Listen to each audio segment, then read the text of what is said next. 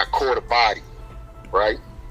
And I had an 18B lawyer, right? And the came in and told me, the first time I met him, he told me, he said, sit tight, your life is not over. I can get you 8 or 9 years, you'll be home soon, you know, so forth and so on. I told my family I'm not talking to him no more. So they kept adjourning my case. I was going to court every 2 weeks, every 3 weeks, like that. So that's how I wound up in the Manhattan pen. I retained the lawyer. My family retained the lawyer. My cousin's girlfriend introduced us to a lawyer that would become like a good family friend. He kept me out of a lot of trouble. He kept me from going to prison, basically. You know what I'm saying? But he did an attorney visit in Manhattan because his office was in Manhattan. And I wound up in the Manhattan pen. And I'm telling the police, nah, I go to Brooklyn court. I don't go to Manhattan court. It was this little Puerto Rican CEO, a Conte, with big ears. He used to smoke cigars and shit, right? And he explained to me that my lawyer is over there. That's what it's looking like on my card. Anyway, I'm in the Manhattan pen, right? And the first thing when I get in the pen, it's this white boy in there. They beating the shit out this white boy all fucking day. MC Hammer, right? That was the white boy name, MC Hammer? They called the white boy MC Hammer. He beat his mother and father to death with a hammer. So, am I getting too far ahead? Nah, we flowing. Okay, so this guy, the police letting niggas have their way with this motherfucker. You know what I'm saying? So it's one guy from Brooklyn in there. He going to court and he got a case in Manhattan. I know him from around the way. I don't know him like that, but I know his face and I know some of his people. Lil Bucktooth, I forgot his name. Anyway, this nigga named Uptown, a wild monkey ass motherfucker, comes in the pen, right? He's setting the whole movie. He's setting the whole play up, right? He's telling this nigga, rob that nigga. Yo, what you doing, right?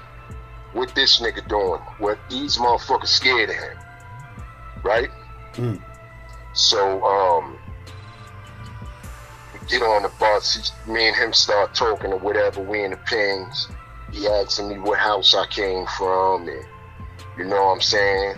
He's asking me who got the phone over there, and you know, I'm stressed out about my case. I'm not even, you understand? Yeah. I'm not even there. But he's asking me, you know, what house, who's running. I was in Mar 2. They put me in Mar 2, this West Indian police, Eastwood. Didn't like me. He sent me down there to Mar 2. That shit was like a rat hole. The ceiling was leaking. Niggas had been sitting down there waiting for the bus to go up north. Niggas was on, you know, them niggas that been in the building almost 24 months. It was terrible down there. You know what I'm saying? But it was a Brooklyn mob in there. A lot of guys that I grew up was in there. You know what I'm saying? So I was fairly comfortable in there. Anyway, we get to the, you know, we get on the bus. We get to Manhattan. We get to the Manhattan court. We're in the Manhattan pen. This nigga is rocking me to sleep the whole day, right? He talking to me the whole time, right? He asked me, is Black Troy.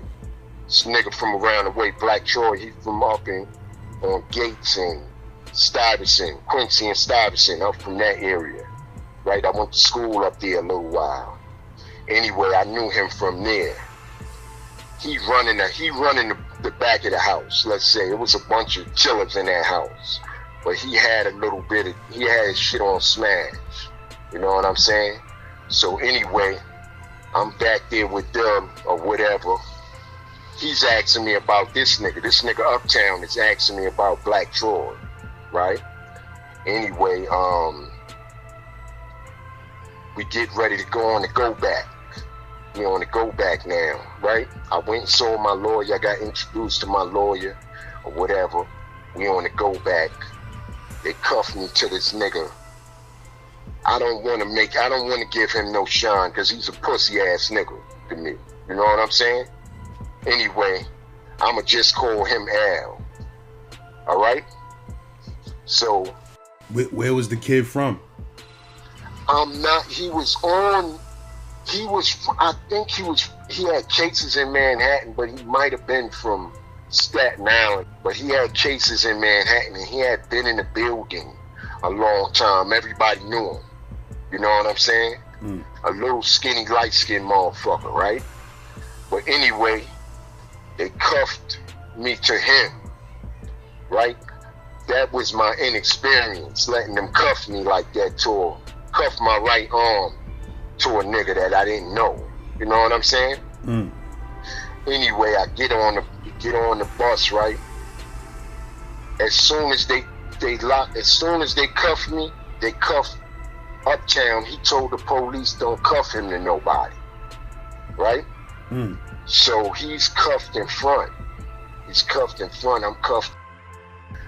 There's a bunch of us. We get on the bus. These niggas are screaming. These niggas start screaming Polo Grounds. They start singing these 6-minute Dougie Fresh Harlem World songs. You know what I'm saying? They having a party, a Manhattan party on the bus, right? You said they was screaming out Polo Grounds? Polo Grounds. They screaming out Polo Grounds, all of them.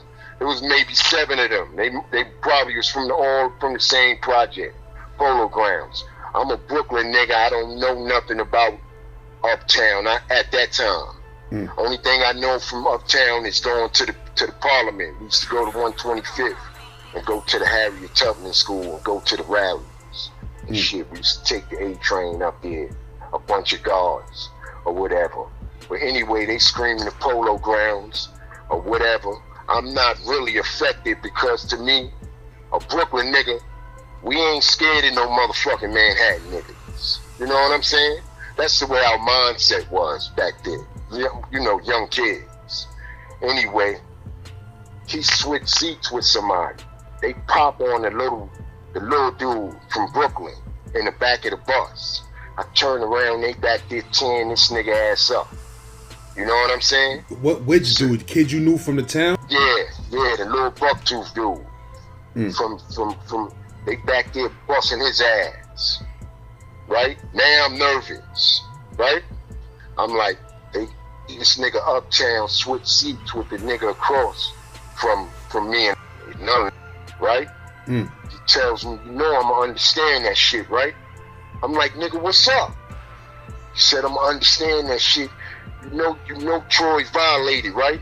He told me, you know Black Troy violated me, right? I'm like, look, man, get the fuck on with that shit. You know what I'm saying? Right? The nigga, grabbed the seat, grabbed the bench, grabbed my right arm down. I tried to stand up, and the nigga grabbed the bench so I couldn't snatch my right arm away, and this nigga pulled some shit out and cut me, right? Start swinging, popping on me.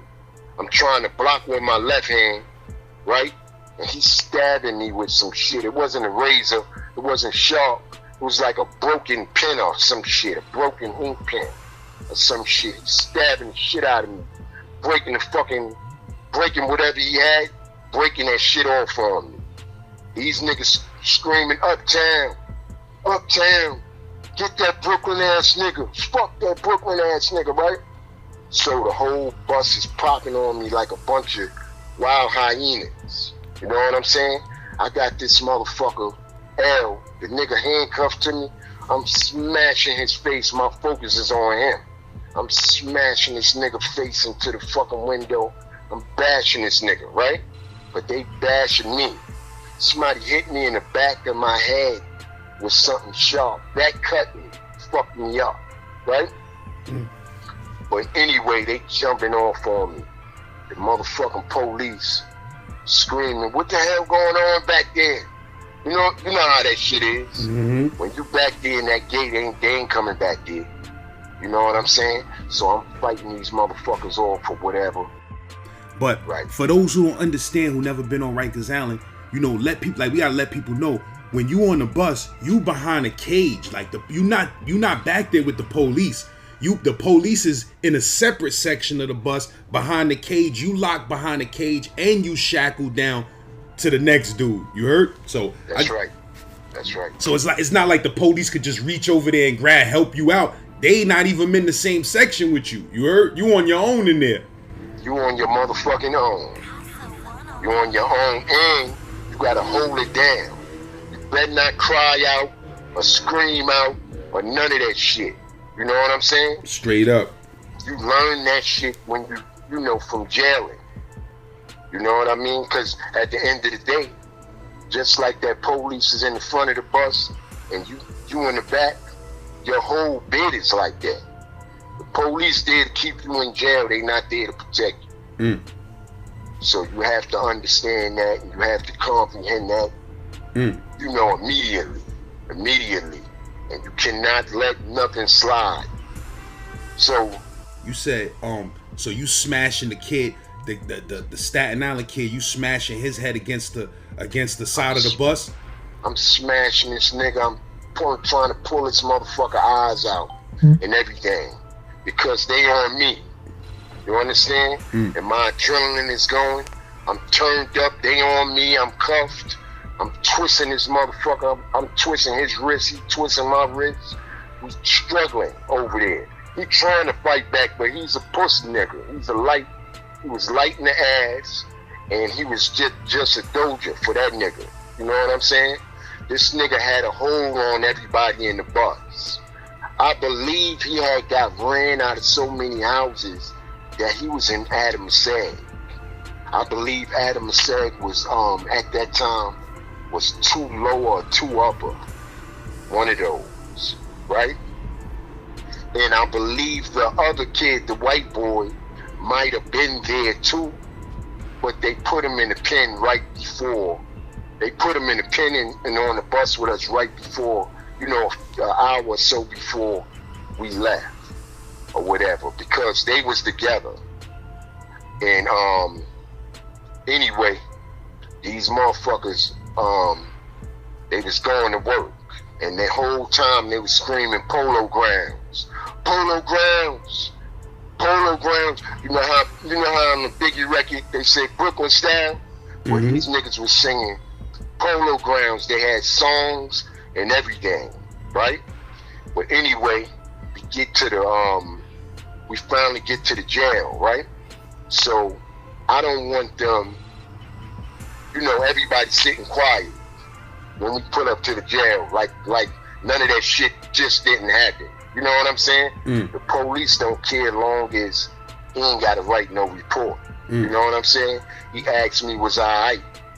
Was I gonna hold that down? Right? I told him I'm good. I said I'm good. And you said you was cut? You was cut at this time? I was cut, but like not with a razor. I was cut up. My face was like scratched up real bad. You understand? But I was leaking blood from the back of my head. Whatever they hit me in the back of my head with, poked me real good. So I can feel blood. I just wiped the blood, you know, from behind my neck until I got in the pen. You know what I'm saying? But you don't want. Anyway, at that time, I didn't want no attention on me. I didn't want people to know that just happened to me. You understand? So we get in the pen, we get in the Manhattan pen. They segregate this nigga right away, uptown, right? They segregate this motherfucker away from me. I don't want to give him no shine. I really didn't want to say his name, but I'm trying to tell you the story. You know what I'm saying? I wound up eventually getting him, too. You understand? Later on, I really put in some work on his ass. You know what I'm saying? But, anyway. You said they separated y'all, put him in a different pen? They put him in a different pen. They put Elton in the pen this nigga in the pen across from us. You know that pen directly across from the Manhattan pen? It's a little pen over there. You talking about the 4 building? In the 4 building. You talking about that one single pen? It's like a one single pen over there. They put him over there. The police didn't like him and shit like that. And he was a little beat up. He had marks and shit on his face, so they didn't put us in the same pen. You know what I'm saying? The police seen us back there fighting or whatever, right? So some of them other motherfuckers that was on the bus, I seen an older guard in the pen. This older guard named Supreme. He said, what's going on? He said, who did that to your face? I said, these niggas jumped me on the bus and shit. I'm telling them. He like, which ones? He said, go over there and he said, represent in this motherfucker. Go over there and smack. I went over there. I was getting them one by one, beating shit out them niggas. Sending them out, pulling them niggas' shirts over their head, and they was just Doges. So I was fucking them up. One of them I fucked up good. You know what I'm saying? I think I kicked him in his face or kneed him. And his nose and shit was fucked up. And they was trying to get his nose to stop bleeding for a long time. This shit is crazy, ain't it? That's some animal shit going on, man. You know what I'm saying? I was 17. I think I just turned 18. I just turned 18 at that time. But anyway, I'm getting them. We go back to the house. I get back to my house or whatever. I'm telling these niggas screaming uptown all night. They screaming Polo Grounds. They putting it, you know.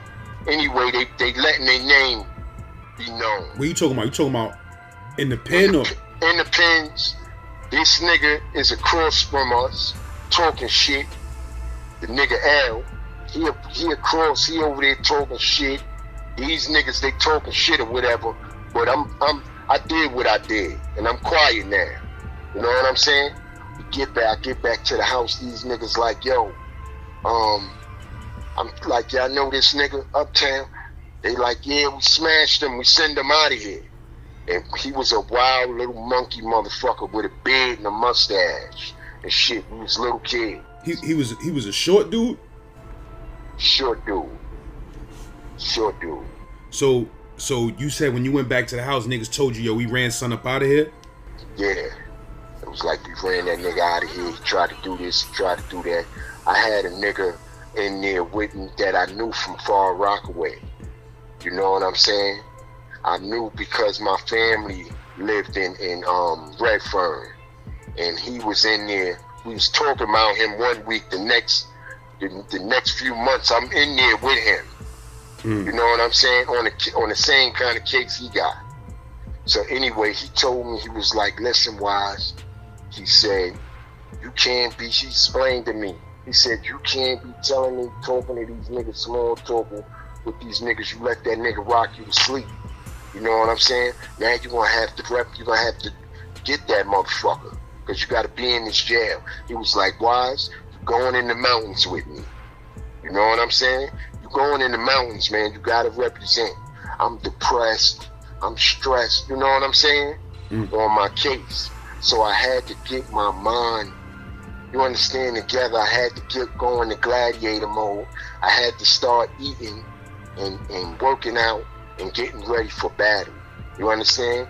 I later got this nigga. I'm not going to go into that because that's a whole nother story. You understand? Unless you want me to.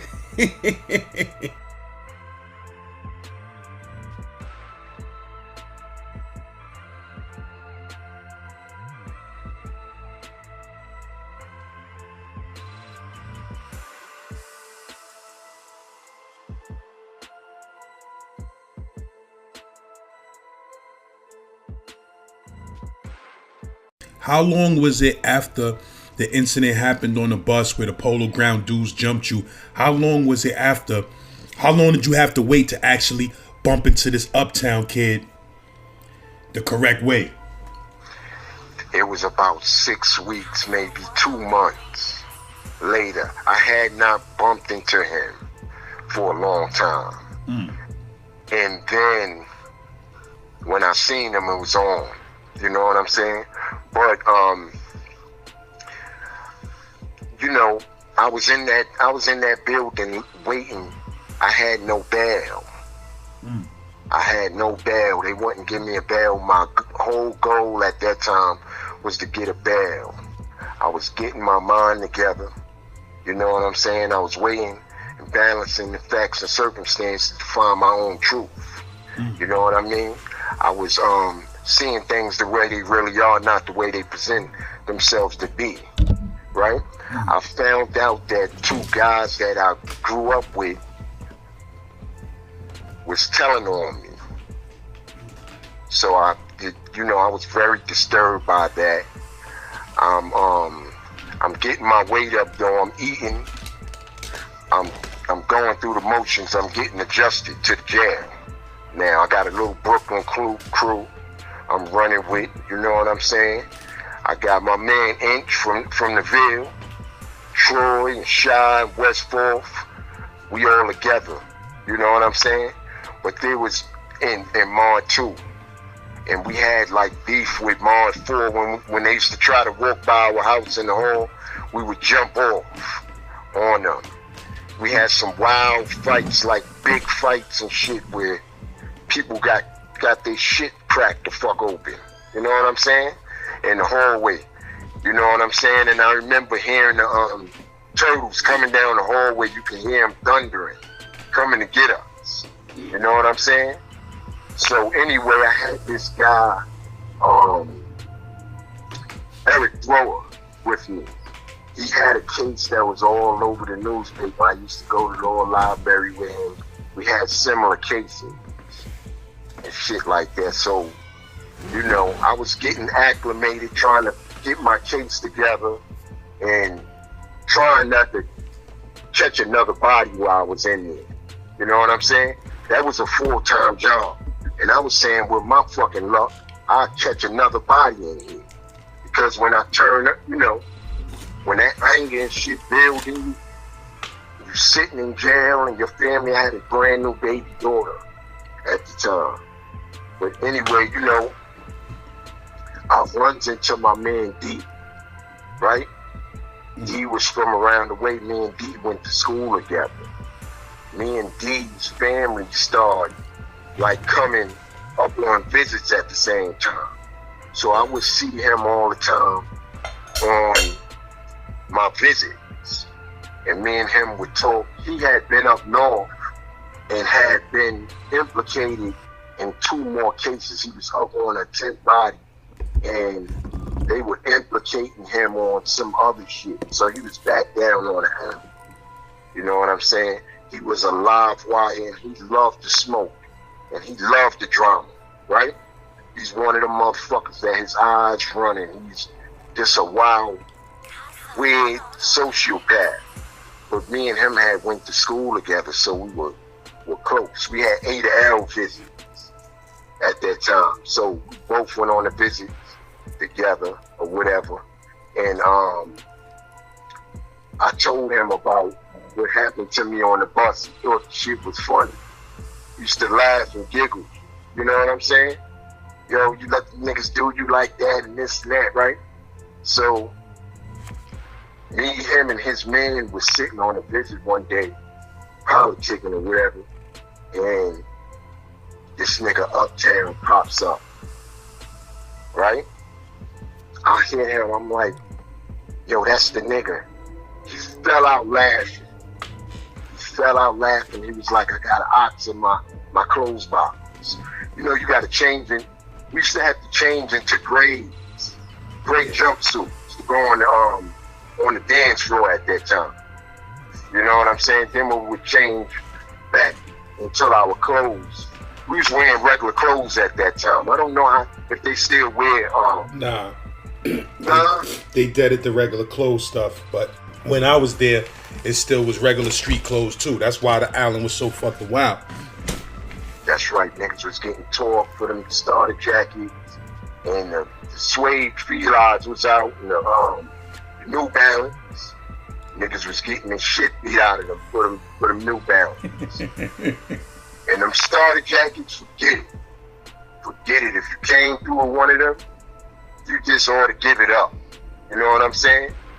But anyway, this nigga uptown pops up on the visit. And my man like, yo, I got an ox in my clothes box. I'm gonna go back and get the ox out my clothes back. I'm like, I don't want no fucking razor, D. You know that. You know I don't like them razors, right? So, the nigga was like, wait for me. Because they was gonna call him first for his visit. He's like, wait for me. I don't think the nigga uptown recognized me. You know what I'm saying? He didn't recognize me at first. In fact, he said, what's up, the D-man? So, we gonna tear his ass up today. Right? So, he go on his visit. I go on my visit. I'm like, I'm not gonna fuck my visit up. My baby girl and my wife now was, you know, they traveled and sick all that time. I'm like, I'm not gonna fuck the visit up, you know. So I'm gonna get him when he comes back in here, right? This nigga D was giggling like the whole time. He loved to smoke, right? So anyway,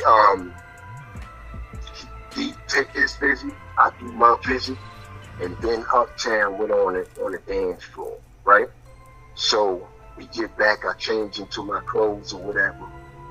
D tells me, he says, yo, I got something for you in the laundry box.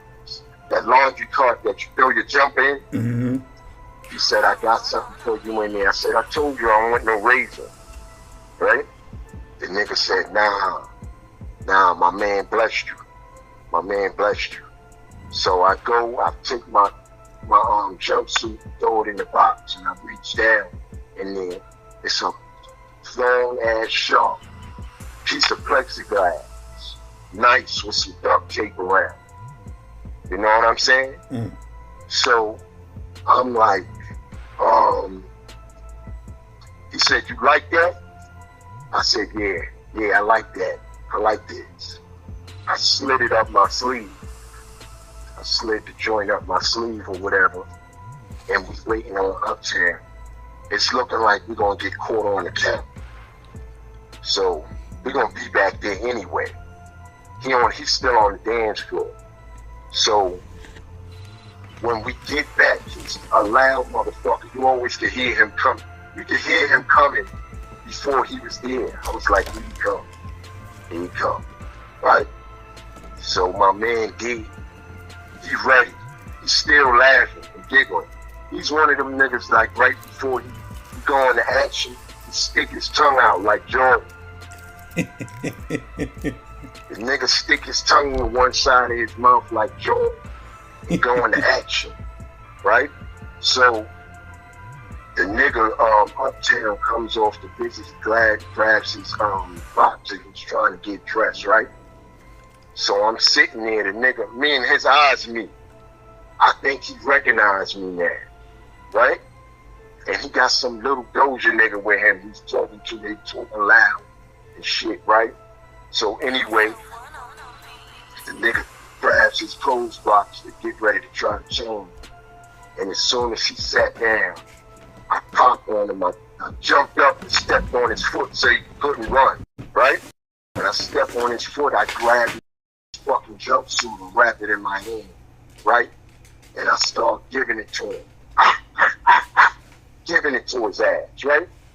The first one hit him in his cheek. I could feel the shit hit his bone, right? I hit him in his head a few times, tearing him up, right? I try to get him up under his arm, right? He's wrapping my arm around, he's wrapping his arm around my arm. My man D jumped up and backed his man down and pulled the nigga down, right? We hear the CO, you know, it's the Delts in there with us too. So they moving out the way. They moving out the way, letting us shake. You know what I'm saying? Mm. So I'm trying to get the nigga under his arm. He wrapped my arm, my man D, pull him down on the floor. I get him like 2 more times and the cops come. CO come, right? he takes the joint out my hand, sit down, like he wasn't involved, and the police grabbed me and washed me right there, kicked me all in my ribs, kicked me all in my face, and my head and shit. And this nigga, the whole time he took uptown, he's like, okay. So you said that's what he was saying while you was stabbing him? Yeah, okay. Like on some, you got me, nigga, I'ma get you? Yeah. Okay, now he's saying, okay, man, okay, like that's enough. That's enough, right? I'm banging him, but I'm saying in my mind, I'm gonna kill this nigga if I don't stop. And then the police, they came to wash me. They washed me and dragged me. His face was busted. Where I hit him in the cheek, it was fucked up right there. In fact, when they wrote me up, they didn't write me for the weapon. They wrote me for a fight. But he was bust up. I got him good. His cheek was fucked up. I think I broke his cheekbone. And I got him in his rib real good. You know what I'm saying? But he held it down. I guess he didn't tell what happened, right? But I saw him like 1 or 2 times after that, but he didn't want no smoke, and my man D was so notorious, right? The motherfucker ain't want no smoke like that. He was looking up at D, right? Like, you gonna cut me too? You know what I'm saying? After you caught son, you went to the Bing for that, or they put you back in the regular dorm and then you went to the Bing? They put me back in the regular dorm. And it was just a fight, and I wound up getting a ticket. I wound up getting 10 days. And they never came and got me. I wound up bailing out. I got bailed out. My mom,